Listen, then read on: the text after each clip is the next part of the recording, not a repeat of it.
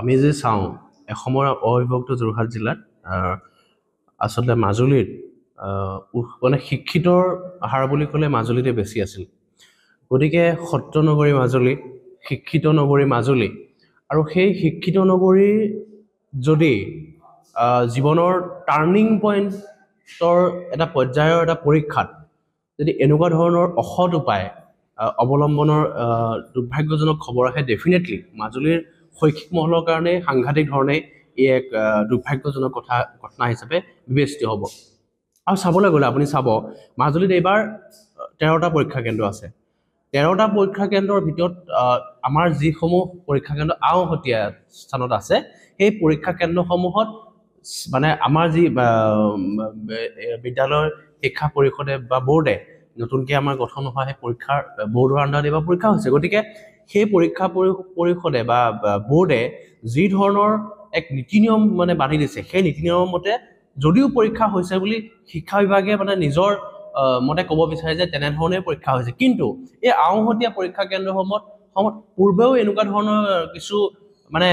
ঘটনা সংঘটিত হৈ অহাৰ মানে অভিযোগ পোৱা যায় আৰু বহুতে সেই এনেকুৱা পৰীক্ষা কেন্দ্ৰ মেট্ৰিকেই হওক বা হায়াৰ ছেকেণ্ডেৰী হওক আওহতীয়া একাংশ পৰীক্ষা কেন্দ্ৰৰ জীৱন মুক্তি কেন্দ্ৰ বুলি কয় স্বাভাৱিকতে এইটো ক'বলৈ গ'লে কিন্তু সেই তেনেকুৱা ধৰণৰ এক পৰ্যায় এতিয়া অৱসান হোৱাৰ সময় এতিয়া সময় হৈছে মানুহে নতুন শিক্ষানীতি মানে যিটো আমি হৈ আছে সেই শিক্ষানীতি অৰ্থাৎ প্ৰতিটো পৰীক্ষা গুৰুত্ব সহকাৰে ল'বলৈ কৈছে শিক্ষানীতিয়ে প্ৰতিটো পৰীক্ষা গুৰুত্ব সহকাৰে ল'বলৈ কৈছে তেনেস্থলত এনেকুৱা অসৎ উপায় অৱলম্বন বা এনেকুৱা ধৰণৰ এতিয়া যি ধৰণৰ এটা ঘটনা সংঘটিত হৈছে আপুনি কৈছে যে সেই ঘটনাটো আচলতে কাৰোবাৰ নামত কোনোবাই পৰীক্ষা দিয়া গতিকে এনেকুৱা ঘটনা মানে এইটো মানে হেৰি কৰিবলগীয়া ঘটনা মোৰ বোধেৰে হ'ব নালাগে আৰু মই সকলোকে আহ্বান জনাম যে আমাৰ শিক্ষা বিভাগৰ মাজুলী শিক্ষা বিভাগৰ বৰমূৰীয়া সকলোকে আহ্বান জনাম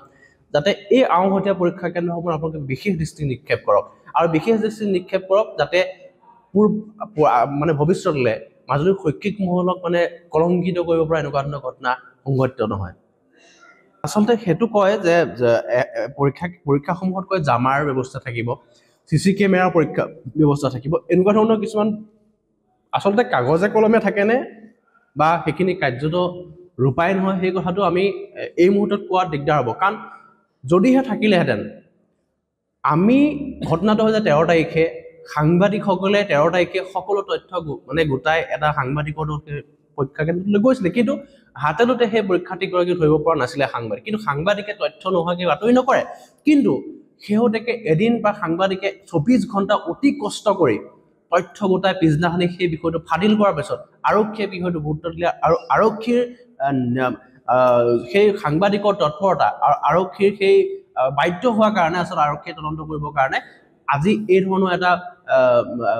যিটো ঘটনা পোহৰলৈ আহিছে কিন্তু যদি চিচিটিভি ব্যৱস্থা আছিলে পৰীক্ষা কেন্দ্ৰত চিচিটিভি ব্যৱস্থা যদি আছিলে তেতিয়াহ'লে সাংবাদিক বা আৰক্ষীয়ে ইমান দিনৰ এই প্ৰায় 5-6 দিনৰ কিন্তু প্ৰয়োজন নহ'লহেঁতেন কাৰো এনেকুৱা ধৰণৰ এটা কষ্ট নহ'ল গতিকে মই ভাবোঁ কাৰ্যত হ'ব লাগে কথাবিলাক নীতি নিয়মবিলাক চিচিটিভি আছে কাৰ্যত হ'ব লাগে